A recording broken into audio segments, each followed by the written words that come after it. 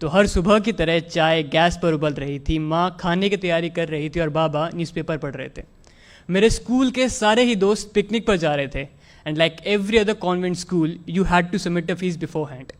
And बात मानिए से 8 साल पहले एक मिडिल क्लास फैमिली के लिए 800 रुपये बहुत बड़ी अमाउंट थी। तो मैंने बड़ी हिम्मत करके अपने बाबा से परमिशन मांगी। मैंने पूछा, बाबा क्या मैं जा सकता हूँ?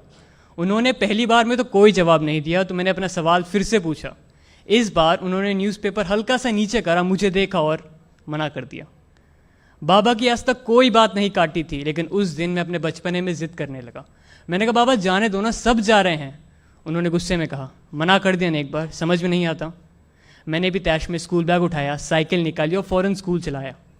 जब स्कूल पहुंचा तो देखा मेरे सारे फ्रेंड्स साइड में बैठ के प्लानिंग कर रहे थे और मैं बस ये सोच रहा था कि कैसे माँ बाप हैं यार, अपने बच्चे की खुशी नहीं देखी जाती। गुस्से में न जाने क्या क्या अनाप शनाप बोल रहा था।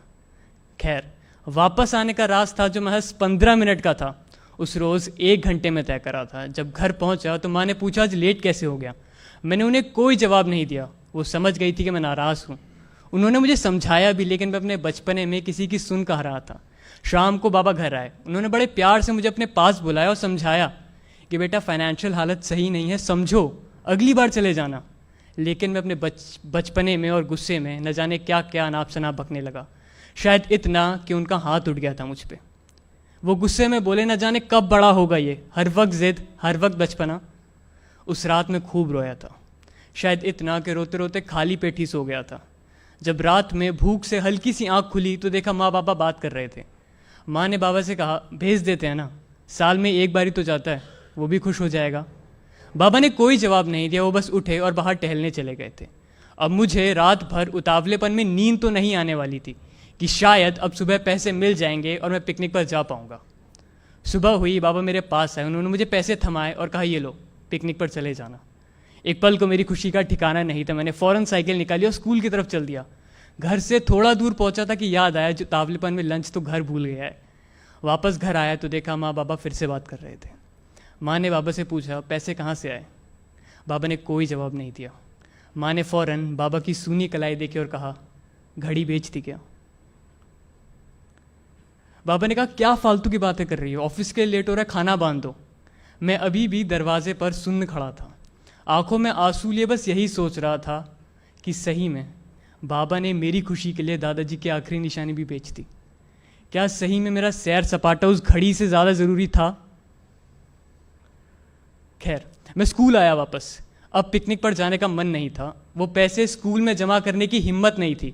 मेरे सारे फ्रेंड्स कह रहे थे, अविनाश चलना, चलते हैं, लेकिन अब बस जी सा नहीं था। वापस आने का रास्ता जो महज 15 मिनट का था, उस रोज़ फिर से 1 घंटे में तय करा। माँ ने पूछा, आज क्यों लेट है? उस रोज़ गुस्से में जवाब नहीं था और आज शर्म से। अगले दिन संडे था, मुझे पिकनिक पर जाना था। माँ ने सुबह जल्दी उठा दिया, कहता, उठ, पिकनिक पर नहीं जाना है। मैं सवेरे से ही आलस कर रहा था। आज चाय फिर गैस पर उबल रही थी, आज फिर कुछ बात करने का मन था। बाबा न्यूज़पेपर में मशगूल थे, जैसे कुछ हुआ ही ना हो। मैं उनके सामने बैठा, उन्होंने अपने पुराने अंदाज में न्यूज़पेपर हल्का सा नीचे करा, मुझे देखा और पूछा, नहीं जा रहा है क्या? मैंने फ़ौरन जेब में से एक डब्बा निकाला और उनकी तरफ आगे बढ़ाया। उन्होंने पूछा, इसमें क्या है? मैंने कहा, आप खुद देख लो। अब उनकी आंखों में भी हल्के हल्के से आंसू थे। वो घड़ी तो नहीं, लेकिन उससे कुछ मिलती जुलती घड़ी तो थी। वो अपने आंसू न्यूज़पेपर में छुपा रहे थे। इतने में माँ चाय लेके आई। उन्होंने सब देखा। माँ बाबा ने अपने पास बुलाया, गले से लगाया और कहा, आज हमारा बेटा बड़ा हो गया। तो हम शायद कभी कभी अपने बचपने में अपने माँ बाप का प्यार, वो सैक्रिफाइस, वो सब भूल जाते हैं, लेकिन वो कभी भी हमारे लिए अपना प्यार कम नहीं होने देते हैं। So from this stage, I just want to say one thing. I love you, Mom, Dad, and thanks for all the sacrifices you've ever done for me.